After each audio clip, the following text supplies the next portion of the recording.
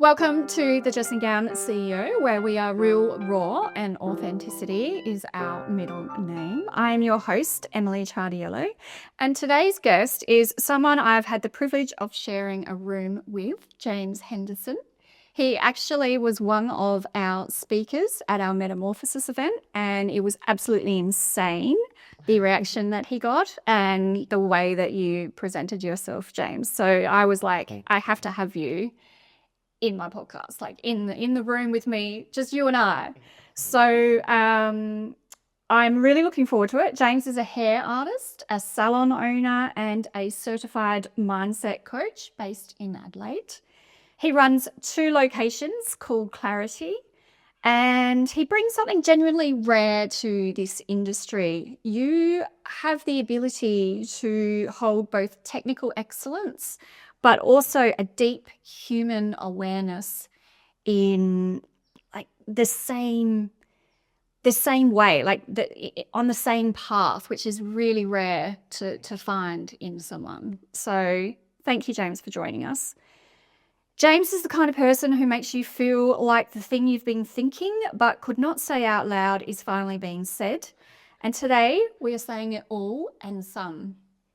James, I want to start with something I don't usually ask. Most guests come on here and talk about what they've built. Yeah. I know what you have built. Yes. And you're going to talk about it in the podcast anyway. Yeah. Just naturally. Yeah. But tell us about James. How did James Henderson get here? Who is James? I would say like at the core of who I am is like a being of love and joy and kindness, and that's what I like offer to the world as well. So at the core, if we go past all of the like identities and all of the like hairdresser, salon owner, mindset coach, son, brother, uncle, all of those aspects that make up who James is, at the core is just someone that wants to share love and kindness with the world. Yeah. That is beautiful. Honestly. Yeah, I think what everyone perfect answer for someone who didn't know what to say, and then you I mean, that's truth, isn't it? That's authenticity, because that comes straight from right now, because I hadn't prepared you for that question. No. I'm like, okay, who am I? Like, yeah, because like people do say that, like, who are you? And it's like, being a salon owner isn't who I am. That's like something that I'm doing in the world. Yeah. Or like, you know, like parents are like, oh, like I'm a parent, I'm a mum. It's like, yeah, that is an aspect that makes up who you are, but it's not who you are deep on the inside, if that makes sense. 100%. It's like who we truly are, the essence of what we are. I think it always comes back to love, really. I love that, because not everyone knows who they are. Yeah. And they do say, oh, I'm a mum, or oh, I'm a business owner. Yeah. But that's not you. No. Like they're the things that you do. Yeah. I mean, yes, as a mum, it's something that you have become. Yeah.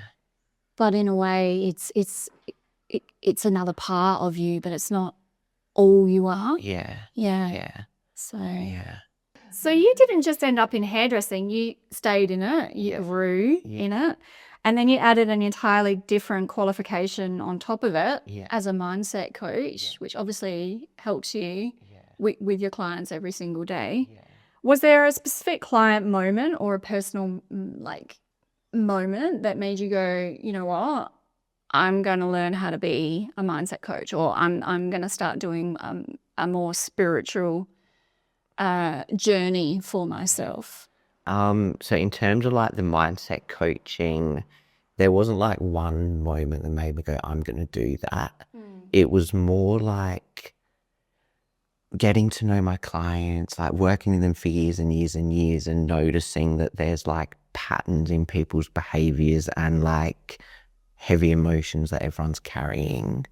and people are always going through stuff. Yeah. And I got to a point where I was like, oh my God, I feel like I'm just living in this superficial world, like just doing hair every day. And even though back then at that time, I didn't think that I was really helping anyone that much, because I knew there's more help to give.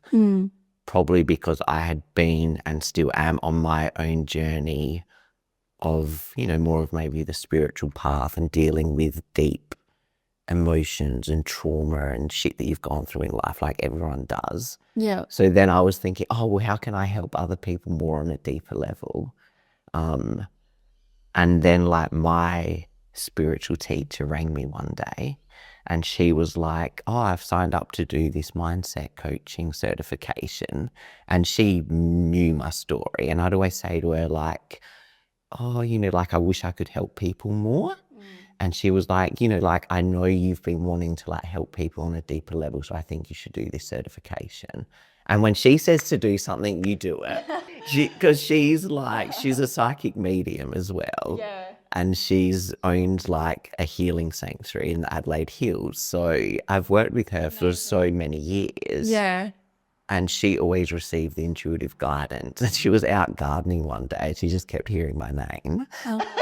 So she knew she had to pass on the message to me that I'm meant to be doing the certification. Amazing. So then she rang me and she was like, oh, you need to do this. And I was like, okay, I'll do it. I'm like, you don't say no when that guidance comes through. Like, No, you definitely don't. Because, you know, why else would she be calling you and telling you? Yeah. It's crazy. Yeah. But good. Yeah. Yeah. And I also, in hindsight, needed the help that the certification was going to give me so I could learn how to do it all to then implement in my life and my business and just in life in general. Yeah. Yeah. Yeah. So that you can start on your own personal growth journey. Yeah. Do your clients know that you're a mindset coach? I think some do and some don't. Like, I don't talk to them in a way of like, I'm going to coach them, because like, they're not there to be coached. Like, everything, what are you doing? Like, you know, obviously when they're talking about things to do with like their life, like I naturally will notice things that are going on, but like they're there to get their hair done. They're not there for me to like help them in that sense. Yeah. And I had to learn that over the years, because I always thought like I needed to help these people. That everybody wants help. Yeah. And it was probably coming from my own wound of I need to help myself, but also a pattern of always helping everyone around me.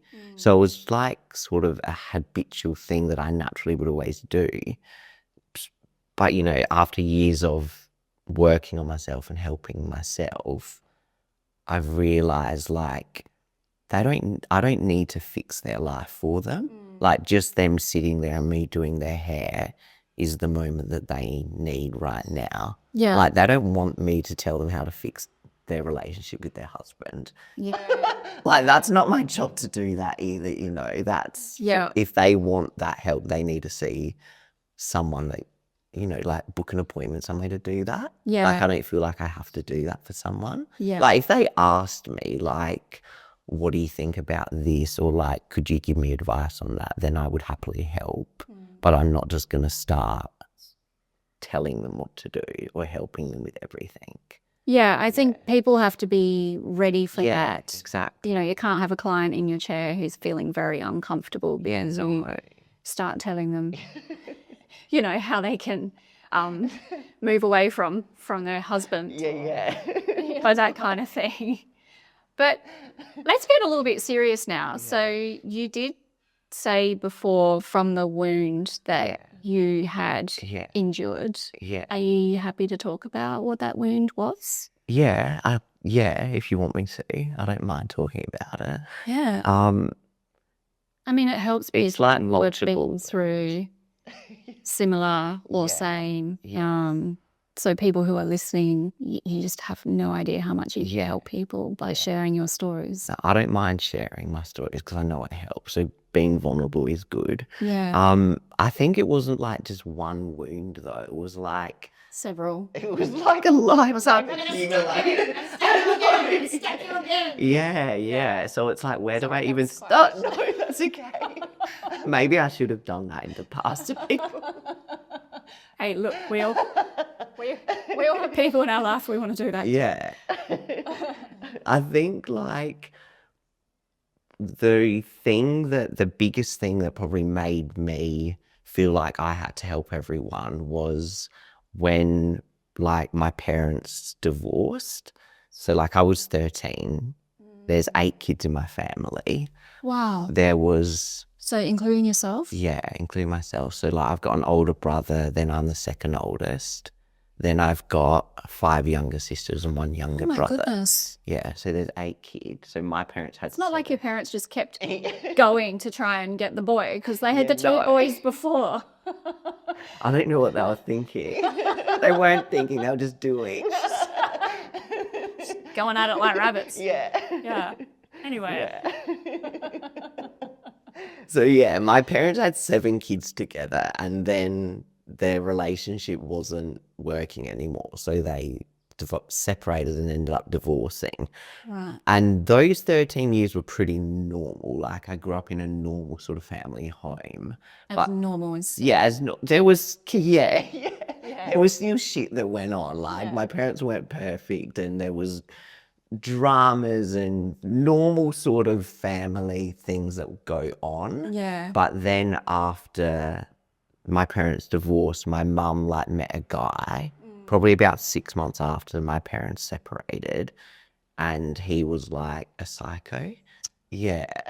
So then the household became like full domestic violence vibes. Oh, no. Yeah, it was really chaotic. Like there was like a lot of like emotional and physical abuse going on. Yeah. But I was like one of the older ones. So I was like 14 at the time. Yeah. And then my older brother was 17, but he'd ended up moving out and living in my dad's house. Okay. And then the others, like the youngest would have been like 3.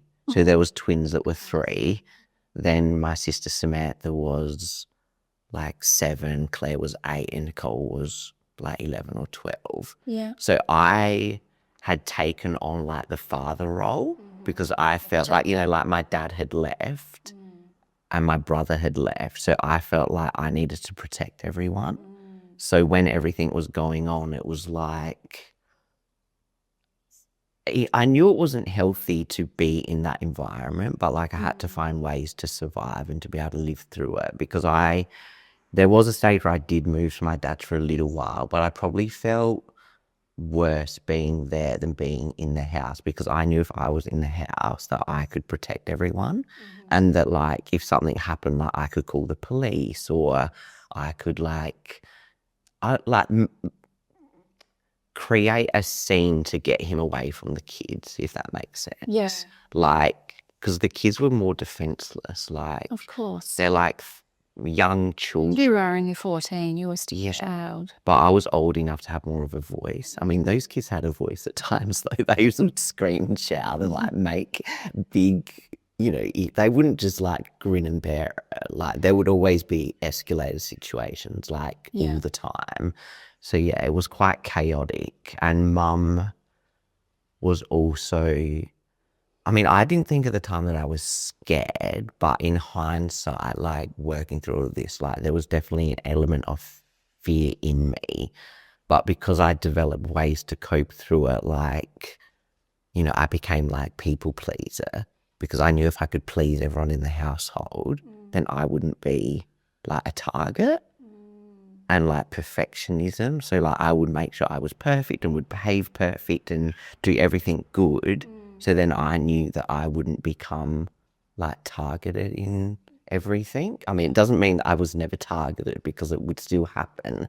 But like he wouldn't really like hit me and stuff like that, because I was like, come on, what grown-ass man is going to like hit a 15, 16, 17-year-old, you know what I mean? The kids are more defenseless. Yeah. So they would be more of the targets.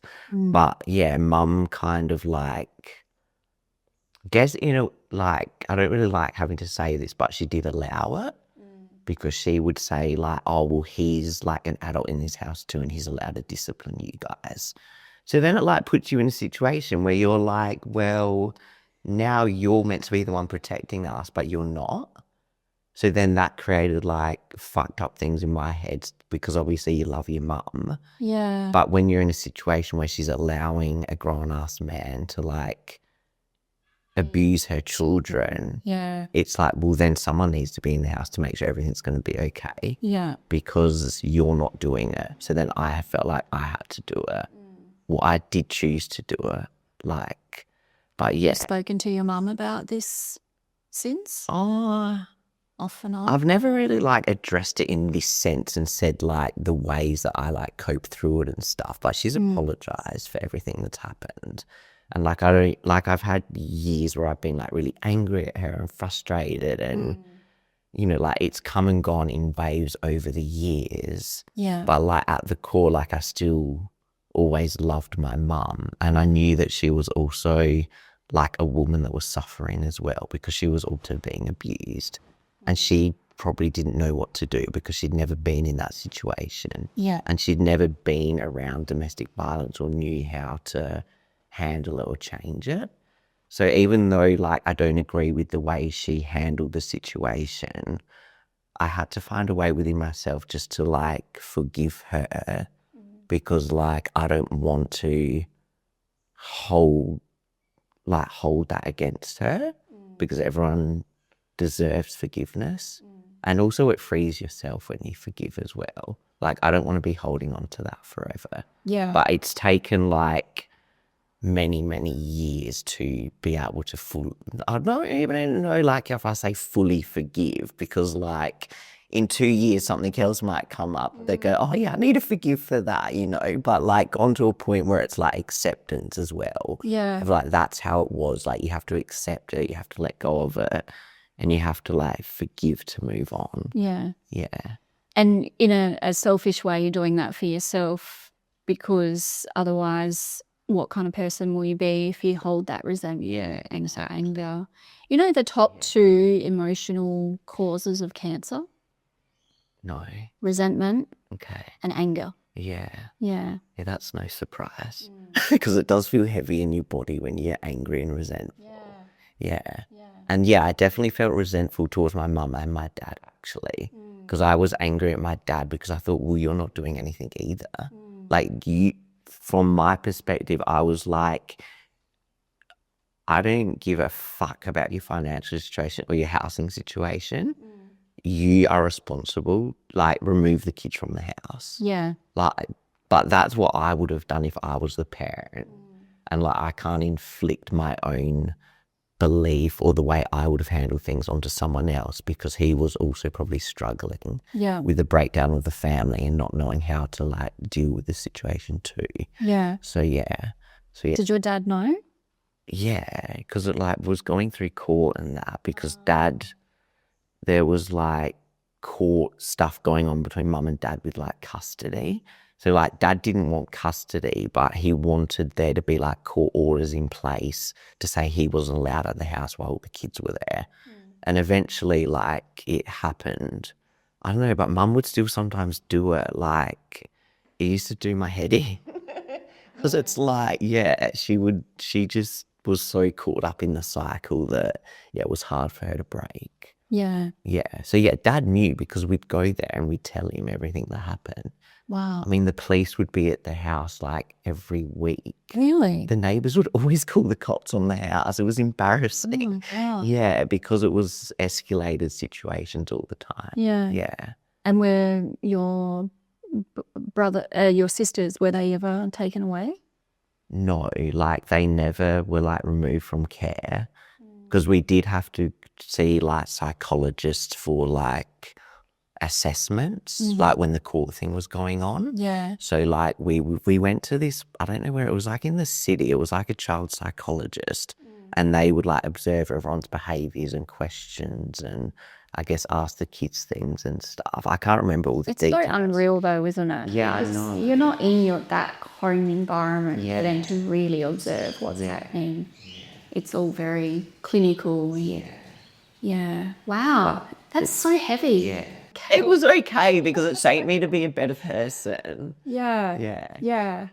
I think all the things that I learned through that period of time, like even though it was a hard time and like lots of heaviness around it, like it did make me a better person because it taught me how to like, well, for starters, I've never been in a domestic violence relationship because as soon as you show signs of that, you're fucked.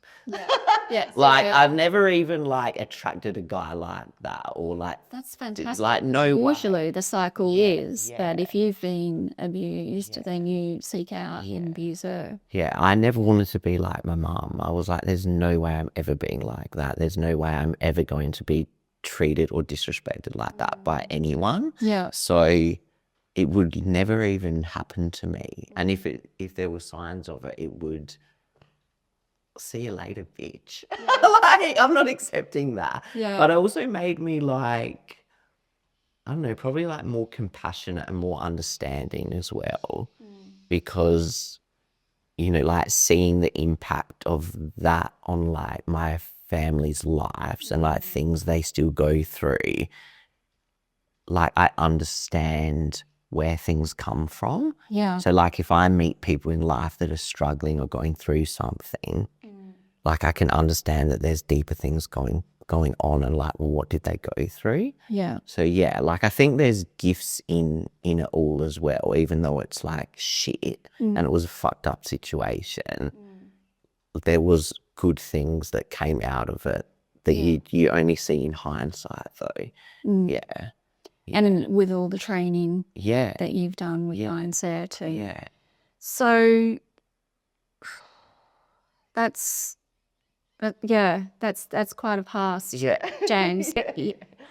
But in a way, you've used adversity to improve your life and improve. I'm not going to say the person you are, but that you've grown into a person that you really love and accept. And not many people can say that about themselves, that they love themselves. Yeah. It's actually really hard for people to say, I love you, and look in the mirror and say, I love you too, themselves. And I bet you could do it. Yeah, I could do it easily. I don't really mind telling myself I love myself. Like, I kind of love everyone, so I have to love myself too. You absolutely do. I mean, there would have been years where I probably didn't love myself. Like when I was going through painful things and like you're a teenager and you've got your normal teenage things going on and you judge yourself and you compare yourself to everyone. Like, there's definitely would have been years in life where I probably didn't love myself. But I think I've always been like a good person and like genuinely caring, loving and a good sense of humor. So like, how could I not love that? But I deserve to be loved, so I'm going to give myself love. Oh, so I deserve to be loved, so I'm going to give myself love. Yeah. That's a quote for sure. Yeah. So you were absolutely amazing at our event in March, Metamorphosis. Yeah, what I loved is that you were so real and you were being yourself. Yeah. Which obviously with what you've been through, that is kind of like the foundation of who you are. Yeah. Like you won't forget it. Yeah. But you've used it to like build yourself to who you are now. Yeah. So I was going to ask you, where does that come from? But we've just discussed where that. But have you always been comfortable being that open in front of a room? Like, did you do drama at school? I did do drama in year 12, like year 11 and 12, and I loved it. Like that was like my favorite subject. It was like I could be the most freest I could be. Yeah. Because like my home life was shit. Well, I would say shit is so horrible. Like there was challenges in it, you know? Yeah. So like going to school and doing drama, like you can be whoever you want to be. Yeah. Like when you're doing a play, you're acting, you can like express yourself in any way. Yeah. But I wouldn't say I was always comfortable being myself, but you learn that that's the best way to be. Like you have to be yourself. Like I guess even times where I thought I'm not being myself, I probably am being myself. I'm like, oh, that's just a side of you that you might not like necessarily. It can definitely get confusing. Yeah, It's like, am I being less alpha male, or is this just the person that I've told myself I'm going to be? Yeah. So you've described your approach as creating space for clients to feel valued, supported, and uplifted, not just well-groomed. Yeah.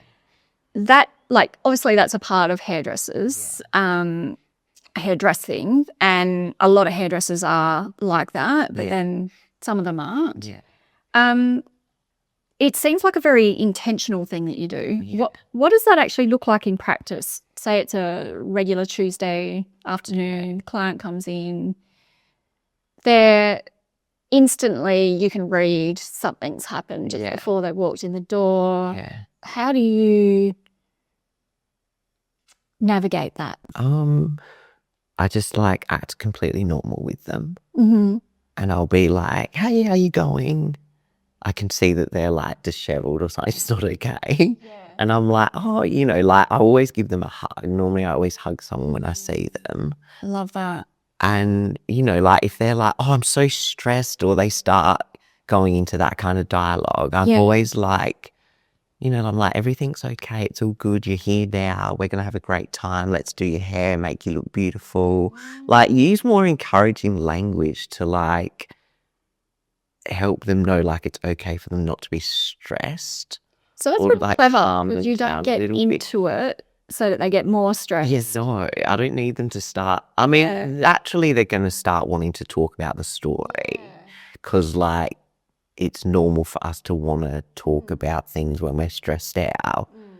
But like I will instantly go into something that's going to like reassure them and comfort them. Because if I'm going, oh my God, what happened? Tell me this. Like, oh my God, what an asshole. Like, I mean, they're going to be like majorly feeding into the stress energy and going like, yeah. And then it's like fucking 10 times chaotic. And I'm going to be feeling stressed as well. So, and like, that doesn't help a situation. Like, feeding into the stress is making the situation worse, because then you're focusing on the situation that is causing them stress. But it's really clever because, it is, because you're shutting them down, but without being rude. But you're shutting them down in a way that they don't feel like they're being shut down. Like they're still being listened to, but you're protecting yourself and your energy as well as them. So it's actually a really cool technique. Thank you. And it's just natural for I don't even think about doing it. I've never been asked that question before, so it's like, oh, what do I actually do? But I just make the situation as comfortable as possible, and then like we'll sit down, talk about what we're doing with the hair, go mix up the color, get them a coffee, whatever they want, and then like they might bring up the conversation of like, it depends on the severity of what's going on, like if it's just like they're stressed with work, it's like, it might just be a brief moment of it, but I kind of like try and deviate the conversation into something more uplifting to try and shift the focus, so then they don't keep reliving the stress in their body. Like if it's something severe, like someone's died, or like I don't know what can be more severe than that, they've had a major traumatic incident, like I don't mind them sharing it with me because that's normal. And then if they're wanting, not that they're really wanting it, I think they're normally just wanting to get it off their chest and say it. So then I just listen, I let them be heard, and then we go on to the next. And then you go, say, look, you're here now, you're in this beautiful safe space, we don't have to think about that, or I just try and make it calm and relaxed. No, it's a really good trait that you have, skill that you have. So it goes on to my next question. Hairdressers absorb a lot. Clients share things and then share that they don't share anywhere else, and most artists have had zero training in how to handle that emotional weight. So this is about like, how do you protect yourself without closing yourself off or experiencing burnout? Are there actual techniques that you do? And I'm asking, I know the answer because I was at Metamorphosis. Yeah. Yeah. So for our listeners and our watchers, yeah, you're watching. Tell us what are some techniques that you can use? Okay. So I do like my own practices for me. Mm-hmm. Like every morning, like I have a morning routine where I like set my intentions for myself. How do you do that? Do you stand in front of a mirror? Do you write them down? Yeah, I do get like affirmations every morning. Yeah. And those affirmations will be like I use like I am so happy and grateful now statements. And then I'll like say what the affirmation is. So normally it will be like a goal that I'm working towards, or it will be like a state of being that I want to be in. Like, for example, at the moment, I'm like, I'm so happy and grateful now. My days flow easily and effortlessly with fun, joy, and laughter. And my salons are booked out. And how did that work out for you? And ending up in a different suburb instead of coming here? Yeah. It actually was good. Thank God I did that this morning. Just stress. So That's actually didn't stress me out this morning. Yeah, I know. I was like, are you okay? Are you not stressed? Like, no, I'm fine. I would be stressed if I was coming to an appointment and I went to a completely different place and then was 15 minutes later than usual. Yeah. But you were just like, no, I'm fine. Yeah. As soon as I knew that it wasn't going to majorly put you out, I was like, oh, it's fine. Yeah, and that was the first thing you asked. Yeah, well, I didn't want your day to be like ruined because my day was like out. No, but I mean, that's just testament to you and the kind of person you are. Yeah. Yeah. So yeah, I do affirmations and I write them down because like if you want to get it into your subconscious, which is what we have to transform to get to where we want to be and create what we want to create, we need to get all the limited beliefs transformed. Okay. So yeah, like I use the morning to set myself up. Like I have my affirmations, I have my other spiritual practices, which I've learned from the sanctuary. And then What are they? they're things that they're like yoga practices. Okay. Yeah, so like Kriya yoga practices and like breath work. Yeah.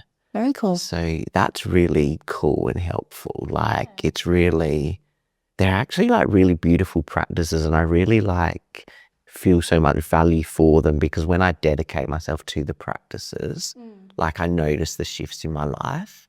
But all of that helps me to be more balanced for the day. Okay. Like it doesn't mean that my days are always like nothing happens because things always happen. Like we're human and like people have stuff going on and like staff can call in sick or clients can cancel or you need to reschedule. Like, and sometimes in those situations, like I still get like a stressed feeling, but I just have to reaffirm like everything's okay and everything's working out. Because at the end of the day, like it happens all the time. Yeah. Not all the time. I don't want to manifest that. But like it happened whenever like, say like a client has had to cancel or like you need to do a reschedule. It's like, well, I would think, oh, well, that opens up the opportunity for another client to come in. Yeah. And then another client books in or like, you know, you weren't meant to see that person that day for whatever reason.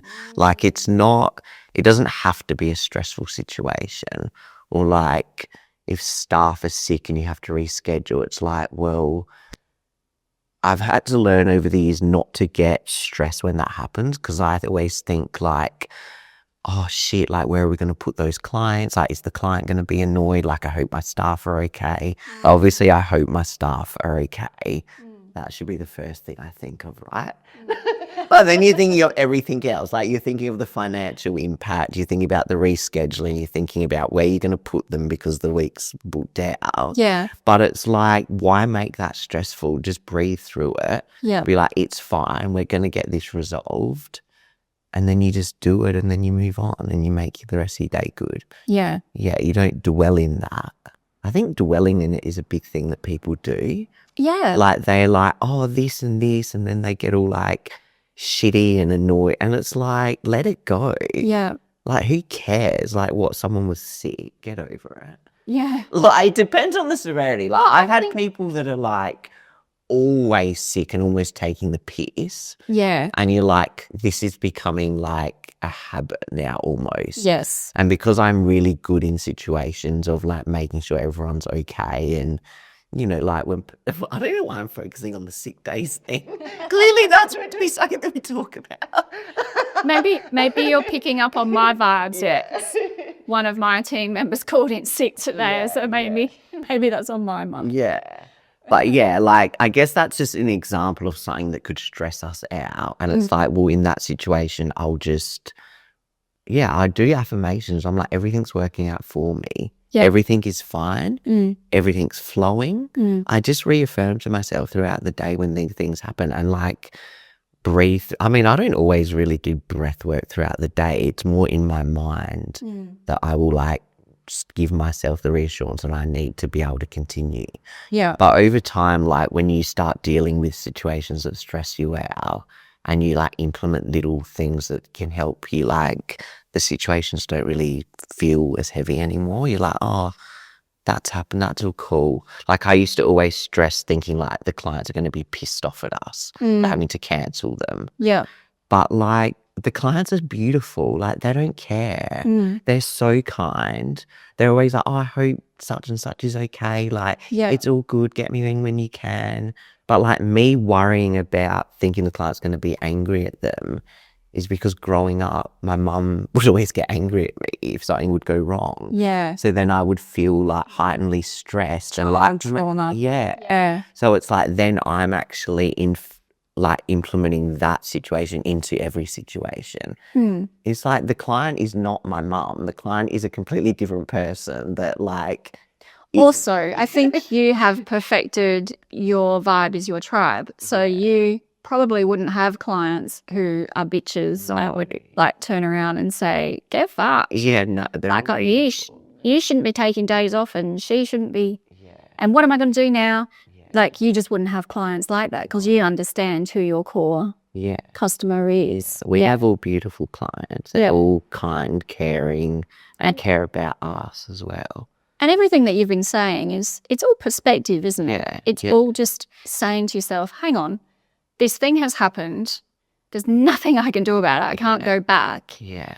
So I can either be negative about it or I can have a different perspective, which is, okay, well, that was obviously supposed to happen, or, okay, well, that just means I'm going to have a different client who's going to book in, and just be positive about it. So, James, you've said that the one thing in this industry that we don't talk about is being like having self-reflection and accountability, which I fucking love that you said that. Not that you're pointing at the industry or like clients, but you're genuinely asking like, what is going on inside me that is creating this result? And that's what you want people to start doing more. I mean, what does that process actually look like for you? Is it journaling, coaching, meditation, something else? Talk us through it. Okay, so I guess this has come up for me because like I work with like my coach and mentor. So where am I going with that? We always reflect back to me, like what within me is attracting that situation to come about. Okay. And I think it's like we so easily like blame the external world for everything. Like, oh, that person said that, so now I'm feeling like this, or that person did that, now I'm this. Or why is this not working out for me? Oh, that's not working out because this, and this. Yeah. And they're like external factors that are kind of contributing to something not going to plan or working out how we want or making us feel a certain way. Yeah. But at the end of the day, like what I've learned through like from my teachers is that like it's within us as to why our external world is reflecting that. So like for me, if I'm like experiencing certain things, like I will always speak to my mentor about it. Yeah. And then we will like go deep within me and work out like what emotions it's stored with, what the belief is, like if there's a memory there. And then because she's a spiritual healer as well, like she'll send healing to it. And then so like transform the energy behind everything. And then I have to start like reframing my thought process. So then I'll like create an affirmation around it. So then I'm reprogramming my brain as well. And like whatever emotion is there, it's like feel the emotion, like let the emotion be what it is. Yeah. Let the emotion transition through, feel it. And then like it transforms. And then it's like, oh, okay, that's why this wasn't working out, because I was so fucking angry at my mum for being a bitch. But like, you don't know that. Like, people don't know that because they're not looking inside themselves and enough. And I've always been good at taking responsibility for myself. Like, I don't ever like to blame anyone for anything. I've always kind of naturally been like that, even like as a child. Like, if I did the wrong thing, I don't care admitting it, because it's good to be able to admit it. It helps you grow and change and make things better. But like, I think people don't like feeling like they've done the wrong thing, or they like it's easy to blame someone because it's like, oh, they did that. It's like, yeah, like what was your part in it though? It's like, you know, when you hear someone telling you a story about like something that happened, you're like, and they're telling like a very one-sided where it's like, yeah, but what was your part in it to like also create that too?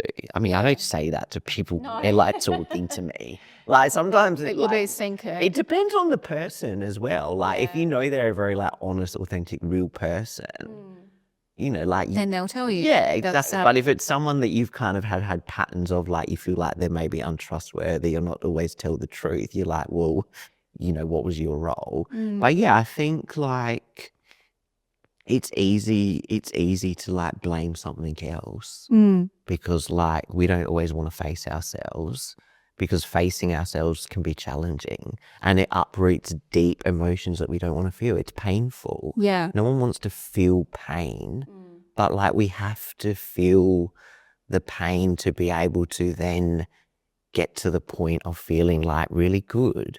Yeah. Because it's like the polar opposite thing. That's what I've always learned from my mentor.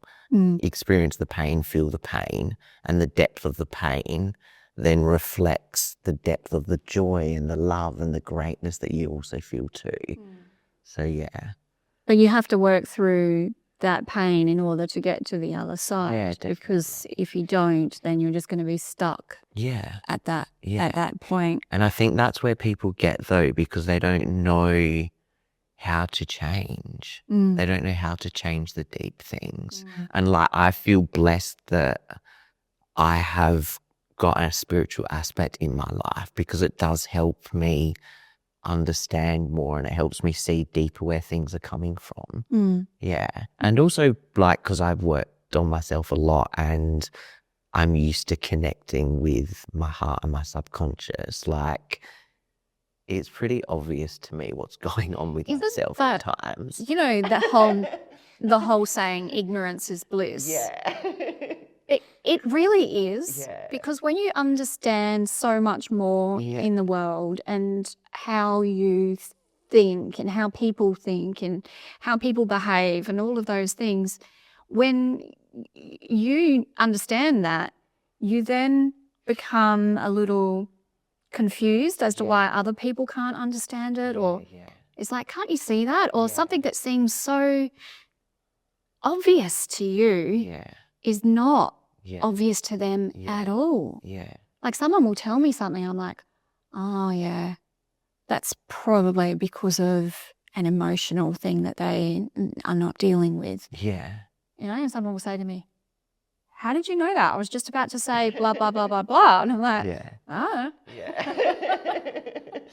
years of torturing myself and getting through all the pain myself. So, But speaking of stuck, there's a version of this industry that keeps people very busy and very stuck at the same time. Like full books, exhausted, not growing. But you've clearly broken out of that cycle. What was the thing that changed the way you thought about your own growth? Like, was it just like, does everybody have to have a spiritual healer in order to get through that stage of feeling stuck but being very busy? I think it's like whatever the person is drawn to that helps them.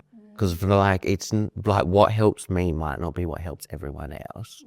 You know, like I guess when I started the mindset coach, I was like, oh, this will help everyone. Yeah. It's like, but that person might not align with that. Yeah. Like, and when I like started doing the more spiritual journey and getting, it's like that helped me a lot. Yeah. But if someone's not open to that or open-minded with it, like it's not going to really help them, because you need to be open to receive. Yeah. So I always think like people need to do things that help them. Like for example, like I really enjoy going to the gym, and I always like going after work, because for me that helps me shift the energy of the day, because it's like the moving the body. Yeah. And that's not, I mean, to me, it's not like a spiritual thing going to the gym. No one would think going to the gym is spiritual. Yeah. But for me, it's like I'm moving my body, I'm shifting the energy. Like if I'm running on the treadmill, it's like sometimes I like run on the treadmill and I picture like all the energy from the day leaving my body and like moving.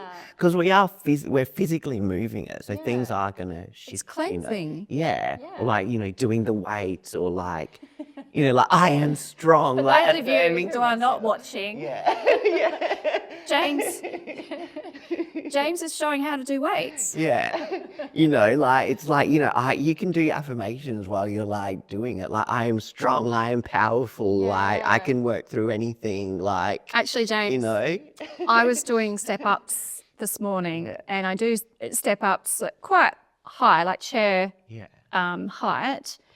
But not chair where you sit, but actually like the like the back of the chair. Yeah. So I could have explained that better, but anyway.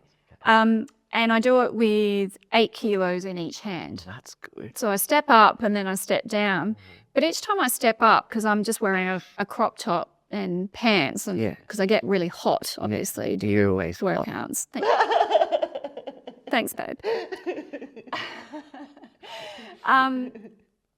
My belly wobbles when I get up there, and then I see the little bits on the side, the hips, and I'm like, oh, I hate that. And then I have to remind myself, no, your body is how it is, and the only thing that is going to change it is the way that you change the way that you think with your body.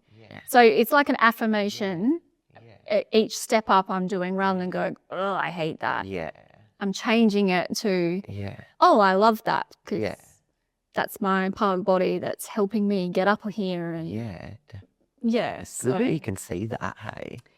Yeah, but it's like I said, it's a natural thing for me to think something and then go, oh, hang on, I'm thinking in this way. There's a better way to think about this, or not a better way, because that's being judgy. Another way to think of this.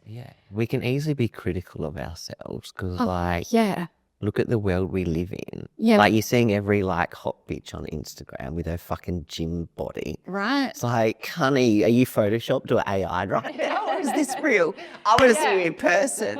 But you know, like it's easy for us in the world we live in to compare ourselves to people. No idea what their day is like, and props to them though for having a bikini body. Yeah, I know. Like I think it's great. Like, they've obviously worked hard to get that. Yeah, true.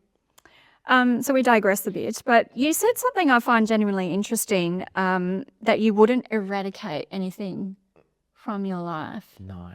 Tell me about that. I guess in a perfect world, if I was thinking about this in the shower this morning. Okay. And I was like, you can think of other things. Yeah. Right. I feel very thinking about you in the shower. Yeah, it was great. James, getting hot.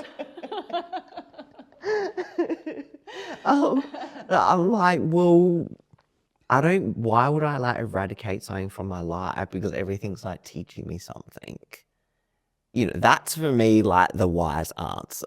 Yeah. That's the answer that is like, yeah, well, you know, even though something might not be working out how I want it to, it's going to teach me something. I'll grow from it. Or like an experience I've had with someone, like, oh, I want to eradicate that person. It's like, no, that person's meant to be here to show me this. So yeah, there's nothing that I really would want to eradicate. But like, if you could create like the perfect blissful world, it's like eradicate all pain from the world so no one's suffering. But that's not reality. Because, like, I guess, you know, you kind of have to suffer a little bit to then experience the great in things as well. Like, we all... And we just become robots. Yeah, Don't exactly. we? We don't have pain. Yeah. Because what do robots do? Yeah. You know, they do everything that they're supposed to do. Yeah, exactly. And if they're programmed to bring joy, then they bring joy by cleaning your house for you and things like that. But don't think they experience any gain. No. And because we're emotional, you need to be able to experience the polar opposite of things.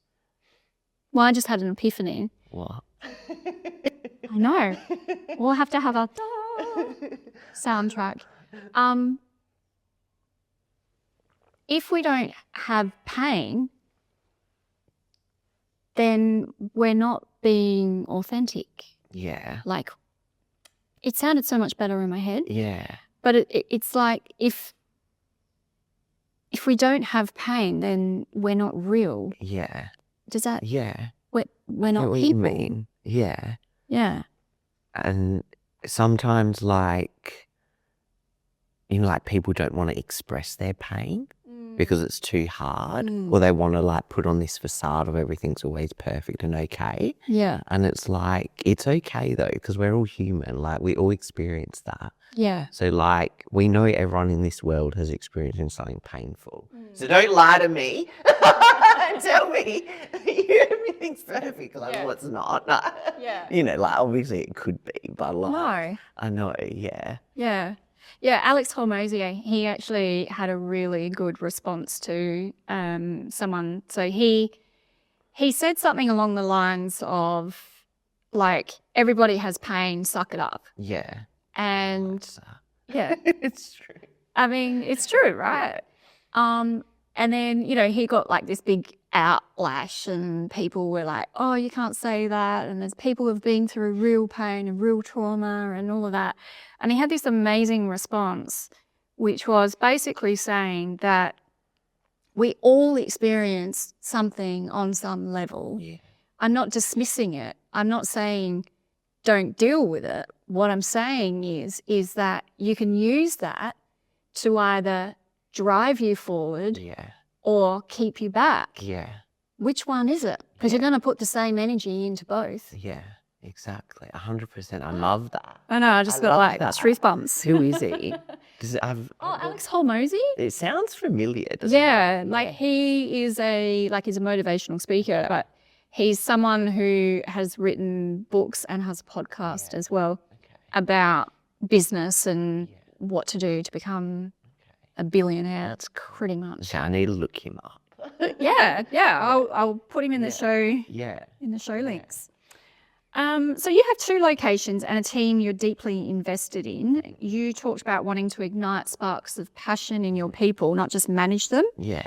So what does that actually require from you as a leader? I guess it's like seeing their strengths and working with it. Like if someone's like really good at something and wants to like focus on that in their career, it's like supporting them with it. Yeah. Or like if someone, you know, like we do a lot of like weft extensions and blondes and lived in colours and like really beautiful hair because that's like what I love. Yeah. Like I've always wanted to do like pretty hair, beautiful hair and long hair because that's what I like, how I perceive beauty in hair. Like I love that. Yeah. But if I've got someone that like wants to do something different to that, like I don't say to them like, oh no, like we only do that. It's like, oh, well, what can I do to like support you with what you love doing? Let's focus on like what your dream client is. Like, you know, obviously while they're building their dream client, they still have to do what we do and they still learn what we do. Yeah. Because we naturally attract that. Yeah. But yeah, like supporting them in what they love as well and not always making it about me and what I love. Sorry. There's like this bug flying around. And if you let it go, sometimes it flies out your nose. So that, and that's, you know, that's not a good noise for people to hear. Having a bug up your nose. No, that was perfect answer. Yeah. Because, you know, how do you mentor someone who doesn't yet know, though, that they need mentoring? Like, is there a sneaky way of being able to teach people? Because sometimes people think they don't need it. Yeah. I've had people say, like, I don't need that. Yeah. And I'm like, you need it the most.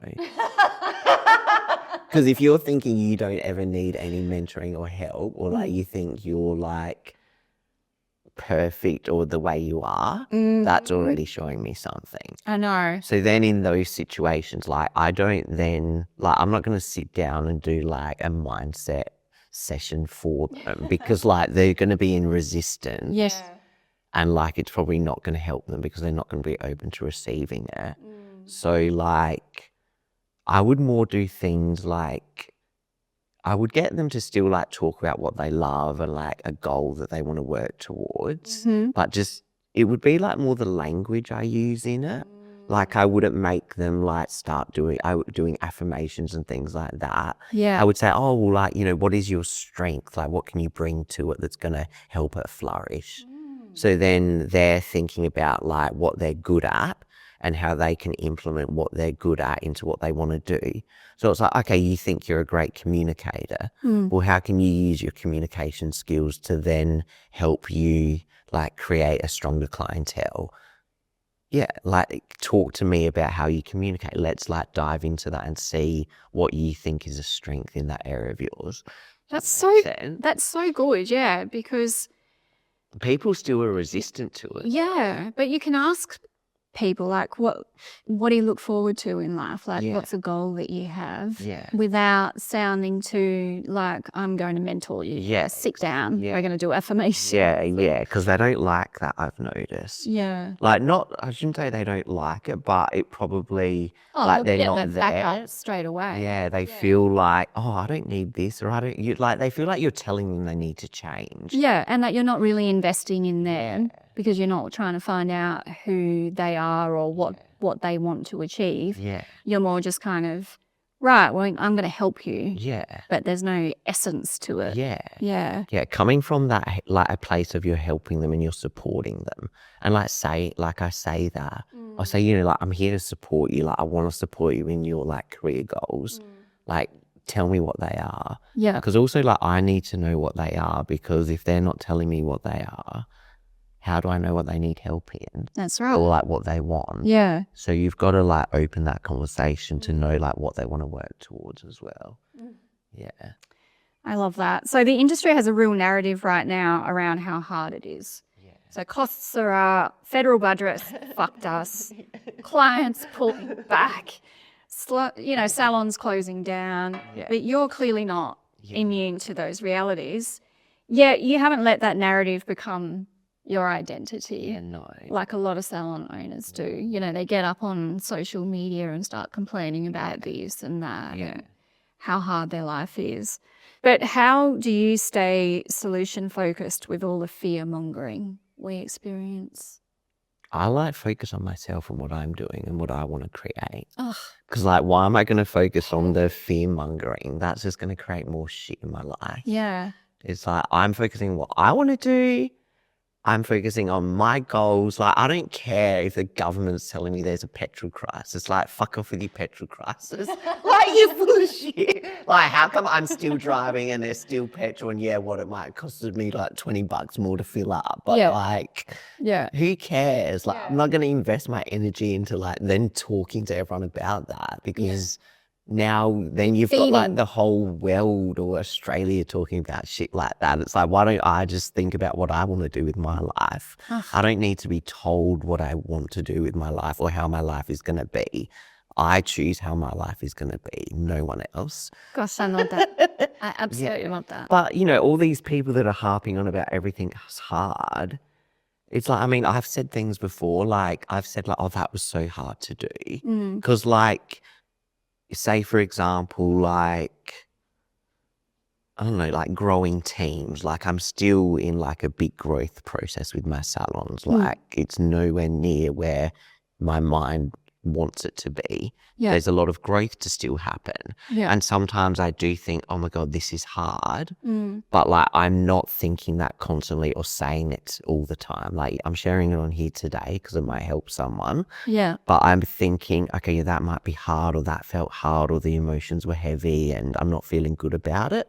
But I'm not focusing on that. I'm focusing on the next step. What do I need to do now to get me to the next step?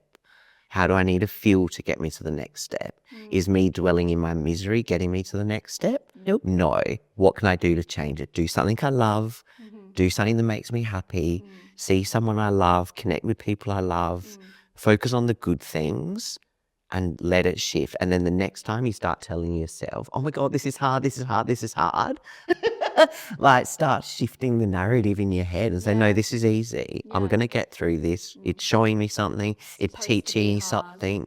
Yeah, like I like that saying. I don't even know what the exact saying is, but you know how like the diamond has to be put under pressure to create the diamond? Yeah. What is it? I don't know exactly what it is. Well, coal. Yeah.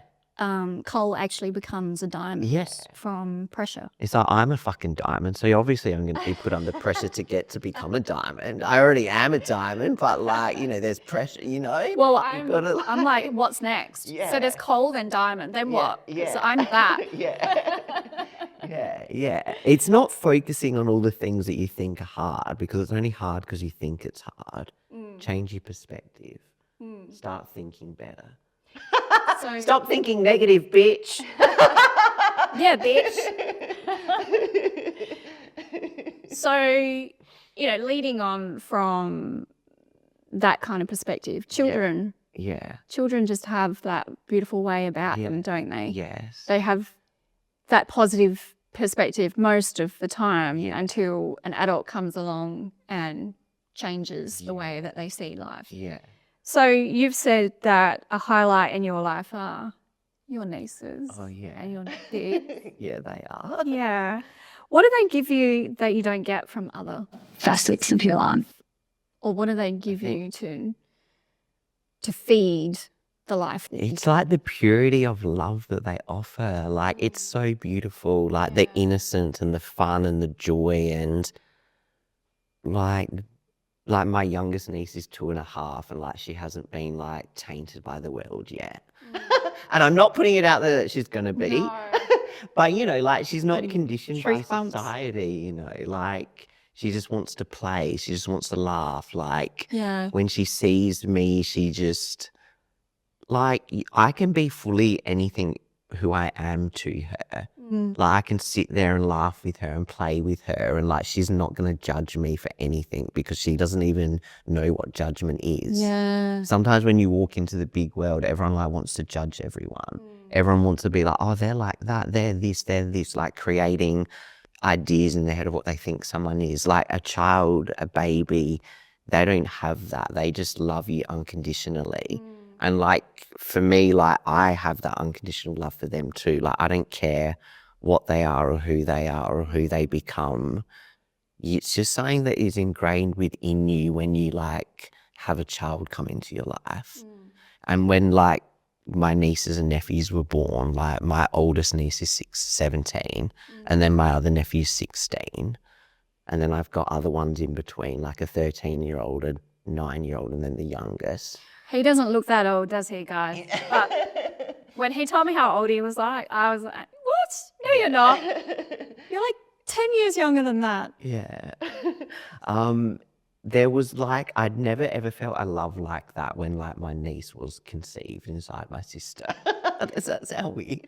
But it was like, I'd never ever felt that. And because my sister wasn't in a good situation at the time, like she was 17. She had like an older partner that was like a drop kick.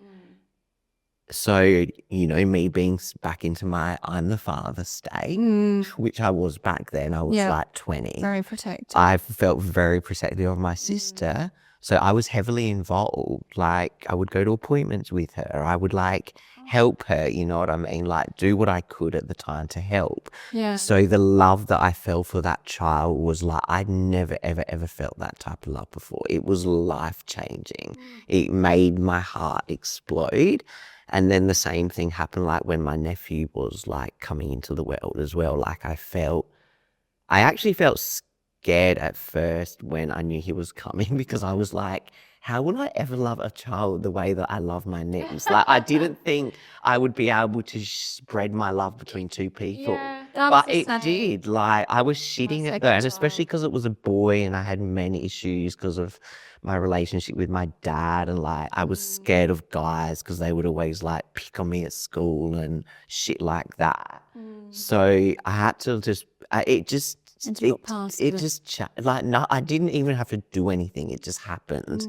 The love was just there. Like, it's hard to explain to people because, No, I get it. yeah, I think parents would understand. You do. Yeah, you get scared that when you're having the second child, you're like, how can I love the second child as much as I love the first one? Yeah. But you just do. Yeah. I mean, sometimes you love them more. Yeah, and depending on the situation and what they're doing. Sorry, if they're being annoying or they're being well behaved. Yeah. So I love you more today. Like my moment, like my youngest niece is like the bee's knees because she's really like on me and wanting me. And I see your photos on social media, and she just has this beautiful bright light. Yeah, I think she's special. I mean, they're all special. I think you just know when something's in someone that's gonna like change the world.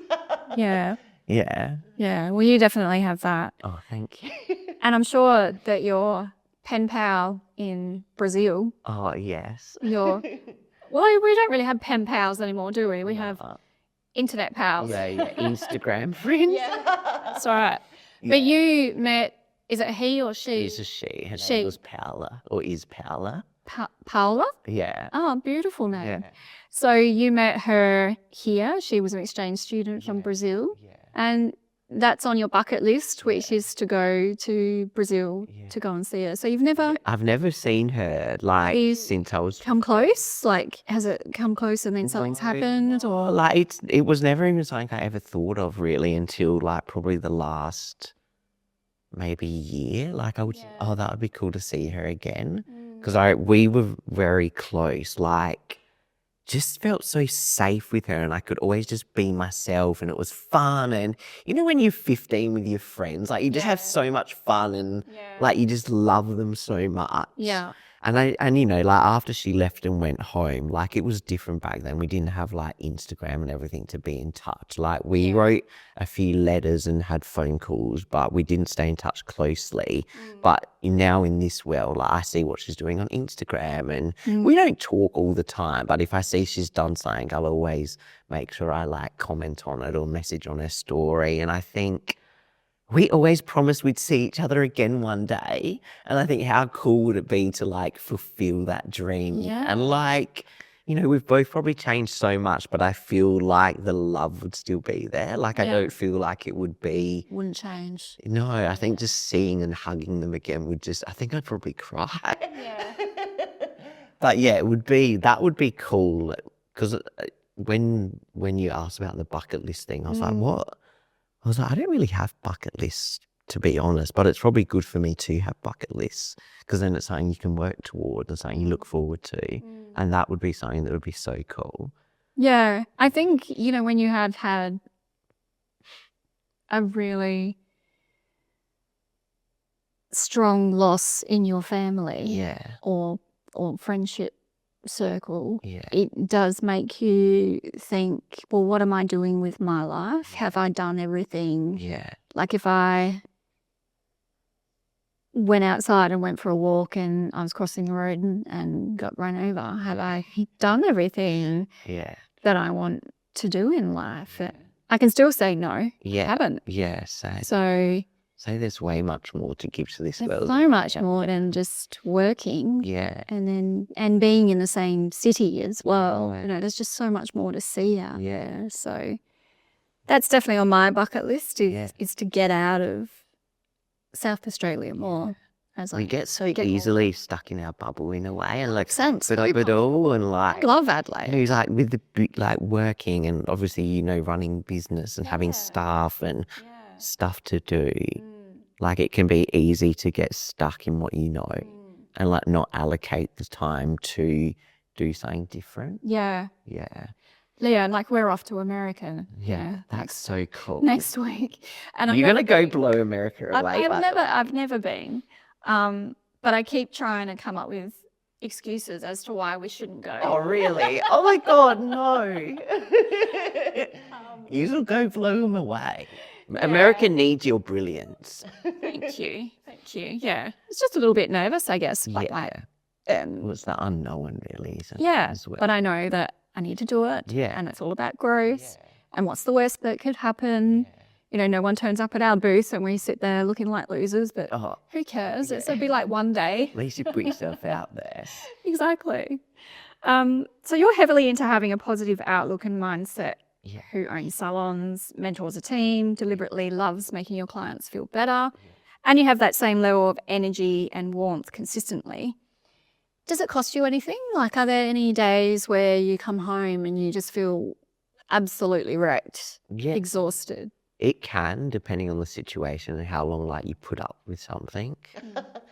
Probably like in terms of costing me, it's like, say if like I'm doing something that I don't really want to do or I'm not loving, it's like how much of my energy am I like giving into something I don't want to do? That's probably like the biggest cost. Like, and like it can show in finances, it can show in like the way you feel emotionally and like what you can do. Yeah. Because it's like if I'm putting my energy into something that I'm not liking or people that I'm not feeling like there's a balanced two-way relationship, it's like all that energy is like costing me. And there are messages from the universe that you're not on the right path. Yeah. Yeah. It's like you can feel it in yourself, like if I'm not feeling joyful or like happy about something, it's like, well, that's costing me my joy in a way. Yeah. It's like I have had an experience where like I've had it happen a few times like in the salon where I didn't realize how much energy I was putting into something that probably didn't deserve all that amount of energy. And in the time when like I'm living in it, I'm probably not even realizing that that situation is making me feel overwhelmed or heightenedly emotional or things like that. But then in hindsight, once the situation shifts and I'm feeling like, oh my God, I'm feeling so joyful. It's like, oh, that situation was, it's almost like it's costing you, I don't know how to put it into words. It's like when couples get engaged and then they start preparing to wed and all that lead up and all the organization and all the things that they have to do before they get married, and then they get married and it's like, cool, that happened. So it's like putting all that energy into one thing and not realizing that you're in it and you're in because you just got to get it done, but not enjoying the process along the way. Or if you're not enjoying anything and it all finishes, then you know that that means obviously there's something here that wasn't right, or I'm not on the right path, or It was interesting what you said about how your finances may reflect it, or something else happens, say the salon burns down, something like that. You know, it's like that as a sign from the universe saying you're not on the right path. Exactly. You can see it when you have like ebbs and flows in like finances, because like obviously in business, like you want to make money to be able to like sustain everything. I mean, live the life you want and everything. So normally like if you're going through something that's really shit and like you're in that state of not feeling good, like it can reflect financially. I notice things like that do happen. Well, I mean, leading into that, if you could say one thing to every hairdresser listening right now who is questioning whether they're supposed to be in the industry, what would it be? Like, wouldn't you already know if you're meant to be in it or not? Like, usually you know yourself, right? Oh, you're funny. No, like I would say like if you were having like uncertainty, like look at how it's making you feel. Like if you're loving it and enjoying it, it's probably a good sign that you are meant to be in it. If you're feeling like you're not enjoying it, it might not mean that like you're not meant to be in it, but like what can you maybe do differently to enjoy the situation you're in? Like is it that like you're not happy with your boss, or you don't like your boss, or you don't like the clients that you're having? Maybe it's like that salon might not be for you if you're not aligning with your boss or the requests that they like want you to do. Or like if you're not happy with like the clients you're doing, it might not be that you're not meant to be a hairdresser or you're not meant to be in the industry. Maybe you're just not in the place that is aligned with you and like what you want out of your career. Yeah. Or you might just be that it's not for you. Sometimes you just know when something's not for you. Yeah. But it comes down to that whole, you and I, we're aware of and introspection. Is that the word? Yeah, looking inside yourself. Yeah. We do that, and we do that naturally. Yeah. But for someone who doesn't do that and is struggling through weeks and weeks or months, and they still don't get why, then what's a question that they can ask themselves, I guess, which is it's like going to help them to come to the answer. Yeah, I mean, I know that's like a whole a whole psychology. They have to like write down everything you love and everything you don't love about it. Perfect. Yeah. Because like if you love one thing, like I love that this job pays me, but all the other things is like hate the clients, hate my boss, hate my co-workers, hate fucking getting up in the morning and looking amazing. I'm assuming every hairdresser does that. Like if your list of what you don't like is like majorly outweighing the things that you do like, then maybe you need to reassess what you're doing. But if your list is like, like you do love doing hair, like you love making someone feel good, you love like the environment you're in, like maybe, maybe there's other things that you need to change within yourself. Maybe you can look at things differently, Yeah. And prioritizing that list as well. Because like if money is a huge percentage, then does that mean then you stay for it? Yeah. Because the other things are earning a little bit of a priority. That's a good point. Yeah, prioritizing like what you do love about it and how important is that to you. That's a good one. I always think that. I always think, well, how important is it?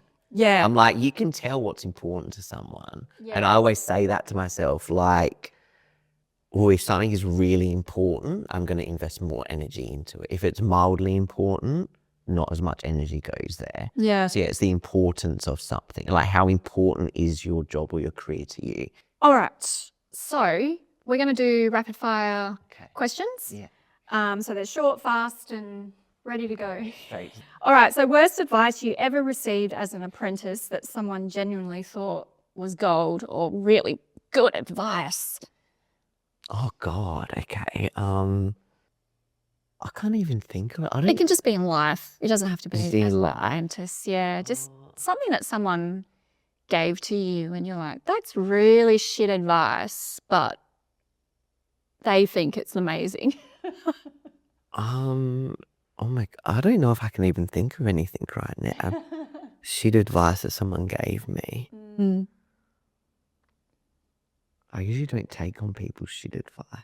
That's probably why I can't remember it. That's why No, that's good. That's a good answer. What's someone that I can't think right now. No, I like that because if someone's given you I mean, there would have shit been advice, then you don't take it in at all. So there would have been times in life where someone's probably said something and I thought, what the fuck? yeah. Like just sometimes in general when people are like, oh, you should do it like this, and you're thinking that's such a shit way. Yeah. Like just as a general thing. Yeah. Like, because normally like I go back to like what I want to do. Yeah. Sometimes I think Love that. change what I want to do though, and like be open to doing things different ways. But like if I feel strongly like I need to do something a certain way, like I do it that way. I don't really let the outside world influence it unless it's something that I think actually that's fantastic. I'm going to try that. Yeah. Yeah. Yeah.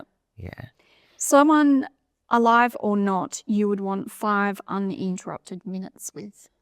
Probably my grandpa, actually. I think about this a lot because I wouldn't say we were like close when he was alive. Like I always loved him and stuff. Yeah. But he's been like dead for like 5 years now, I think it is. And it was sad when he died, like, because you just, it's your grandpa, like you have that love for them. But now in hindsight, like, you know, he had businesses in his life. Like, he was a mechanic, so he had a mechanics business, but then he went into like financial planning and he had like a finance business. And I think like it would be so cool to like connect with him now and like pick his brain as to like what he can do to help me. Yeah. But I think he's always helping me anyway, like beyond the physical world. Like, I've gotten signs that he's here guiding me. And it's like, I actually feel a stronger love and connection with him not being here than when he was here. Because, you know, like, he was in that different generation of men where they don't really express their feelings and their love and all of those things.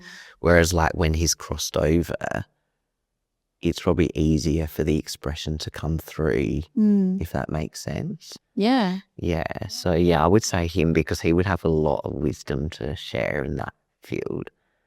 Yeah, and he's probably like, hello, I'm already doing it for you. You don't need me to be alive to do that. So what's one thing every hair artist should do this week that most of them will put off? Look in the mirror and be like, I'm fucking amazing. And I've got this every single day. Yeah. Yeah. Love that. And post more on social media.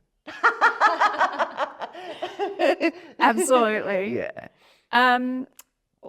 If you had to choose between Australia or another country, what would it be and why? I feel like I wouldn't really bother me because you can create opportunity anywhere you go. It doesn't really matter what the country is. You could live anywhere and it's like you make the most of what you are doing. Yeah. It's an amazing answer, isn't it? So last question, James, you bring something to this industry that is genuinely hard to name. It's, like I said, technical excellence and emotion and depth and lightness all at once. Thank you. When you strip everything back, what do you actually want people to feel when they walk out of your world? Like whether that's your salon, your education, or even this conversation, what do you want people to take from it? I want them to feel like more love within themselves, to feel empowered, to feel like they can do anything in this world. All they have to do is believe in themselves. Yeah. Yeah. I always say, like, when I was like creating my salon, I was like, I want everyone that walks through this door to leave with like a heart filled with more love than when they arrived. Yeah. And that's really what like I wish for everyone in the world is to like, you know, just lead with love and lead with your heart because that's what you are essentially, really. You are an angel and you're wearing all white as well, so it's just glowing. James, this has been such a good conversation. I really enjoyed it. Your warmth and just the honesty that you bring. Is there anything that we've missed that you'd like to talk about or you're all talked out? I feel like we've covered so much today and like it's gone into so many like areas that I didn't know were going to happen, but I'm so glad that they did because I feel like it'll hopefully be able to help people with something. Yeah. Yeah, absolutely. There's so many little nuggets of gold. I hate saying nuggets because I always just think of my cats and their kitty litter. Because Lee would always say, oh, but she's done some nuggets. So, yeah, just to lighten it up a little bit there, guys, with my humour. I think of like chicken nuggets or something. Yeah, butchy nuggets, yeah. I get like a picture of a nugget in my head. All right. Well, James, we will have all of your links in the show notes. Yes. And it's been an absolute pleasure. Oh, thank you. Having you here. It's just, it's been very eye-opening. So thank you. Thank you. I've loved being here. Thank you for asking me to be a guest on your podcast. It feels like an honor. It is. It's great. It's great to like get to know you more. It's great to be able to open up and share and like you're offering a great platform for people to be able to learn from as well. So thank you for giving me the opportunity. Oh, you're very welcome, James. Very welcome. So on that, guys, thank you for listening to The Dressing Gown CEO. If this episode gave you something, a moment of recognition, a breath of fresh air, a permission slip to think differently about your work and your life, please share it with someone who needs it today. That is how we grow this community. So until next time, be real, be raw, and you be you.